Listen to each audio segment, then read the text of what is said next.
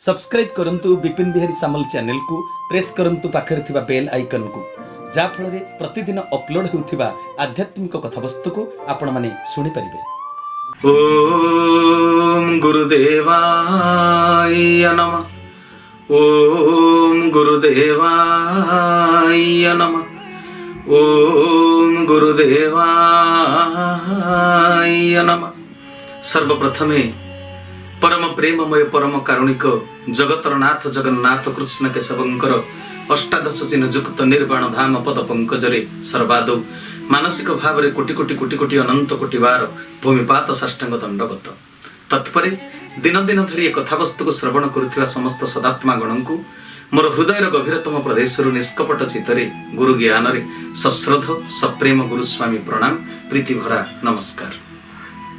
सजन वृंद, सृष्टि को गतिशील कराइबा पई स्रष्टा नारी पुरुष दुईटी शरीर निर्माण कले।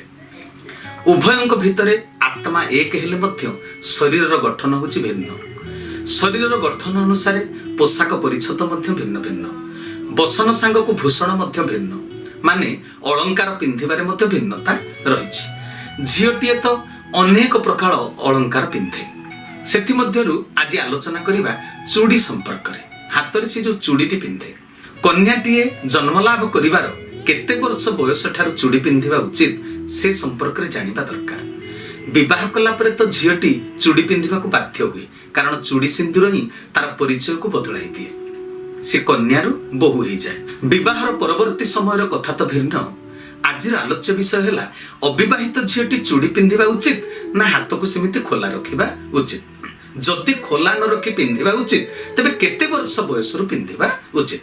कुमारी अवस्था चूड़ी पिंधिबा उचित बोली परमशास्त्र भागवतरु तार सूचना मिलुछि। एकादश स्कंद भागवत रे जदुराजा अवधूत संवाद रहिछि। आपण माने कथा जानिथिबे। संस्कृत भागवत रे अवधूत जदुराजा संवाद सप्तम अध्याय रु नवम अध्याय मध्य वर्णना हेछि। ओडिया भागवत रे अष्टम अध्याय रु दशम अध्याय मध्य वर्णना हेछि। अवधूत तांकर 24 गुरुंको कथा जदुराजा को कहिसंती। तथि मध्यरु ब्राह्मण कुमारी जणे होचंती तांकर गुरु। अतीत काल रे अवंती नगर रे जणे ब्राह्मण घरे सुंदरी झियोटीए थिला। तार विवाह प्रस्ताव नै एकाधिक लोक पात्री चयन करिबा पई जेतेबेले आसीचंती, रोसेई पई अधिक चाउल दरकार पडिबारु कन्यार मा किछि धान देई झियो को कहिले तु हेमदस्तारे ए चाउल को कुटी दे। बंधु बांधव पहुंची सारिबा परे मध्य धान कुटिबा कार्य सरी न थाए। बंधु बांधव काले जानी देबे कन्या चाउल कुटुची बोली, तेणु बुद्धि खटेई कन्या तार हाथ रे पिंधिथिबा अनेक चूड़ीरु गोटिए गोटिए धीरे धीरे काढ़ी पटिए चूड़ी पर्यंत से रखिला। सबु जाक काढ़ी देकी मात्र गोटे गोटे चूड़ी से पिंधिला। ऋणु झुणु शब्द आउ हैला नाही। धान कुटिबा आराम रे सरी गला। एकादश स्कंद दशम अध्याय रे कथा अछि। अवधूत एइतिपाई तांको गुरु करिसंती जे से कन्या ठारू सिकिछि शिक्षा पाई मुख्य प्राप्ति पाई। साधक जे साधना करिवो ताहा एकांत रहबा उचित। जही अनेक संग मिली अवश्य उपजई कळी। आउ केउंठी मध्ये लेखा हैछि नूतन संस्करण रे अनेक लोक जही मिली अवश्य उपजई कळी। अवधूत तो एथिर गोटी प्रकार शिक्षा पाइले, किंतु ए घटनारू अतीत कालर संस्कृति को आमे जानि पारिले जे कुमारी झियो माने मध्य मेंचाए मेंचाए चूड़ी हाथ रे पिंधुथिले। तेणु झियो माने निश्चय चूड़ी पिंधिबा उचित, कन्या अवस्था रे मध्य विवाह पूर्व मध्य। आउ गोटे कथा लक्ष्य करंतु, ब्राह्मण कन्या चाहिथिले सबु चूड़ी को बाहर करि देई पारिथान्ते, से ताहा करि नाहंती। एथिरु आमे जानि रखिबा कथा जे कुमारी झियो मेंचाए नहेले मध्य पटिए पटिए चूड़ी गोटिए लेखाए चूड़ी दुई हाथ रे तांकर रहिबा उचित। एबे जानिबा झियोटी केबे ठारू केउ बयसरु चूड़ी पिंधिबा उचित। मनुष्यर जन्म ठारू मृत्यु पर्यंत 16टी संस्कार कथा शास्त्र रे लेखा अछि। आम ओडिसा रे शिशु जन्म हेबार 21 दिन रे नामकरण संस्कार अनुष्ठित हुए। नामकरण संस्कार उत्सव पालन को शिशु मामू घरु शिशु पई किछि खेलना, किछि पोशाक, दोली, मशारी एगुडा सब आसी थाए। ए सब मध्य रे गोटे मुख्य वस्तु थाए। छुआर हाथ पई खडु दुई पट मामू घरु आसी थाए। जेउ धातु रे होई थाउ, सुना हो बा रूपा हो, खडु दुई पट किंतु आसी थाए। पोशाक पिंधाइबा संगे संगे से खडु दुई पट शिशुर दुई हाथ रे पिंधेई दिया जाए।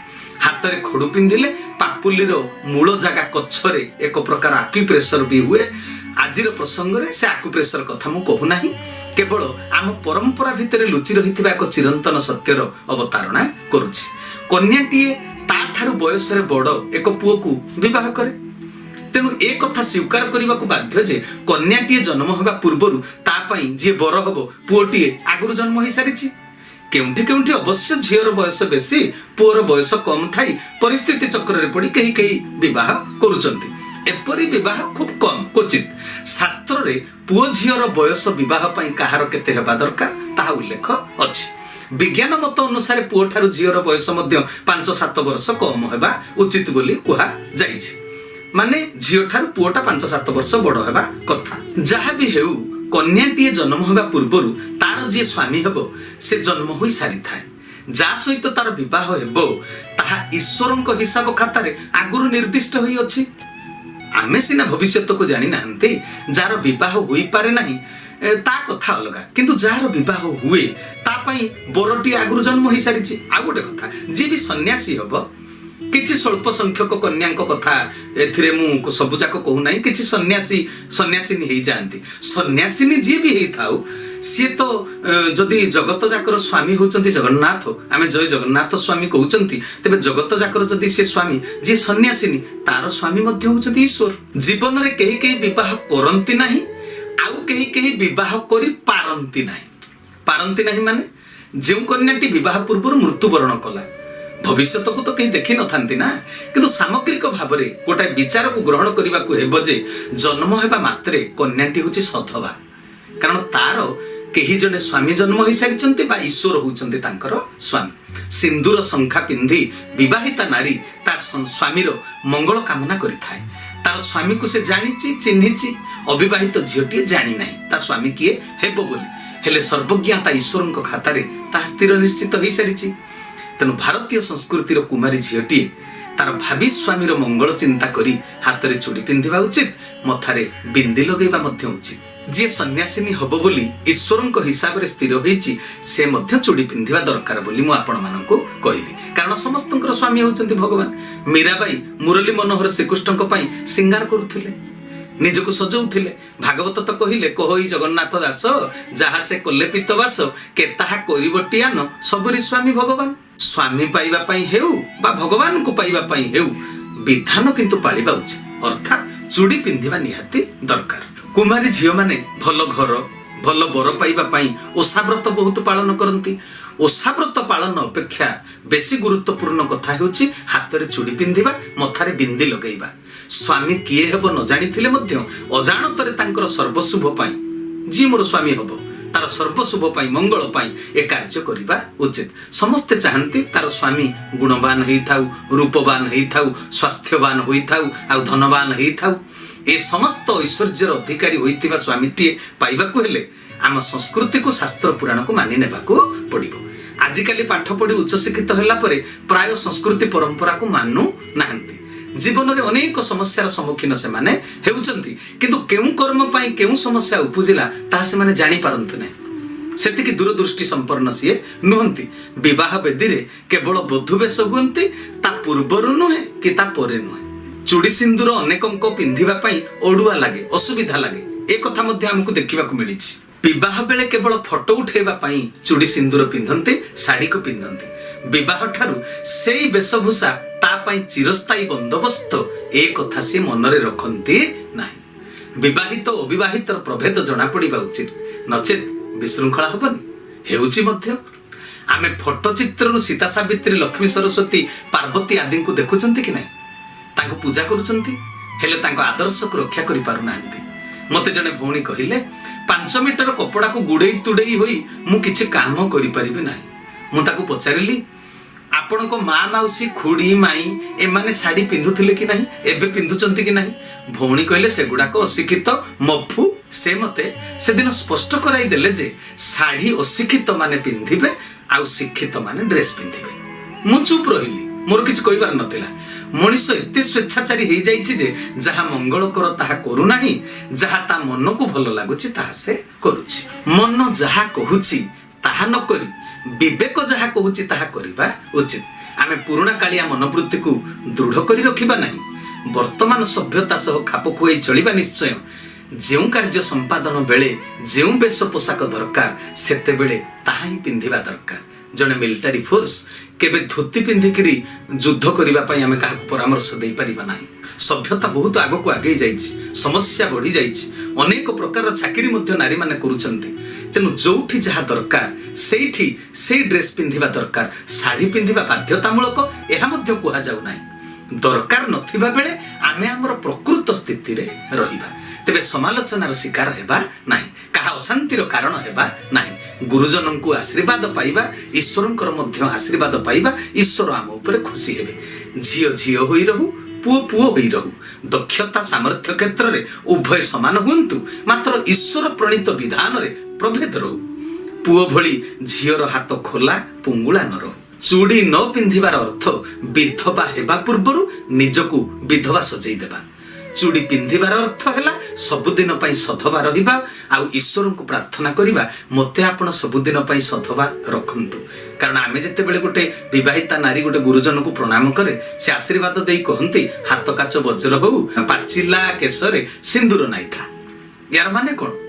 ମାନେ ତୁ ମୃତ୍ୟୁ ପର୍ଯ୍ୟନ୍ତ ସଧବା ହେଇ ଥା। ଯଥାର୍ଥ ବେଶକୁ ଆମେ ତେଣୁ ଧାରଣ କରିବା।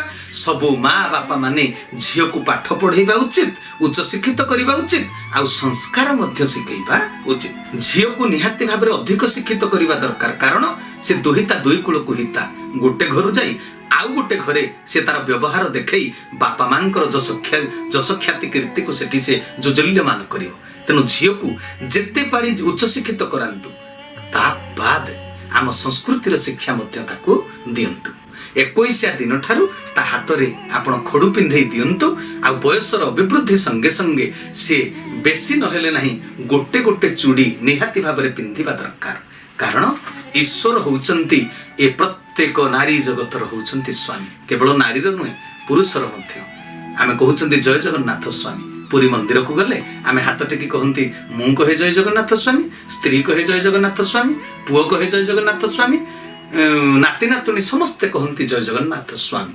ତେଣୁ ଆମେ ଯେହେତୁ ପ୍ରକୃତିରୁ ସୃଷ୍ଟି, ପୁରୁଷ ହେଲେ ମଧ୍ୟ ଆମେ ପ୍ରକୃତି ରୂପା। ତେଣୁ ସମସ୍ତଙ୍କର ସ୍ୱାମୀ ହଉଛନ୍ତି ପ୍ରଭୁ ଜଗନ୍ନାଥ, ଜଗତର ନାଥ ଶ୍ରୀକୃଷ୍ଣ କେଶବ। ତେଣୁ ହେ ସଜନ ବୃନ୍ଦ, ୟାର ମର୍ମାର୍ଥକୁ ବୁଝି ଆମେ ଯଦି କାର୍ଯ୍ୟପନ୍ଥା ଗ୍ରହଣ କରିବା, ନିଶ୍ଚିତ ରୂପରେ ଆମ ଜୀବନ ଶୁଭପ୍ରଦ ହେବ, ଆମ ଜୀବନ ମଙ୍ଗଳମୟ ହେବ। ତେବେ ଆଜିର କଥାବସ୍ତୁକୁ ଏଠି ବିଶ୍ରାମ ଦେଉଛି। ହରି ଓಂ ତତ୍ସତ୍, ହରି ଓಂ ତତ୍ସତ୍, ହରି ଓಂ ତତ୍ସତ୍। ଶ୍ରୀକେଶବାର୍ପଣମସ୍ତୁ, ଶ୍ରୀକେଶବାର୍ପଣମସ୍ତୁ, ଶ୍ରୀକେଶବାର୍ପଣମସ୍ତୁ। ଶ୍ରୀକେଶବ ଶରଣମ୍, ଶ୍ରୀ ଗୁରୁସ୍ୱାମୀ ଶରଣମ୍, ଶ୍ରୀ ଚରମନାଥ ଶରଣମ୍। ସମସ୍ତଙ୍କୁ ଏ ସମୟ ପାଇଁ ବିଦାୟକାଳୀନ ସପ୍ରେମ ଗୁରୁସ୍ୱାମୀ ପ୍ରଣାମ, ପ୍ରୀତିଭରା ନମସ୍କାର।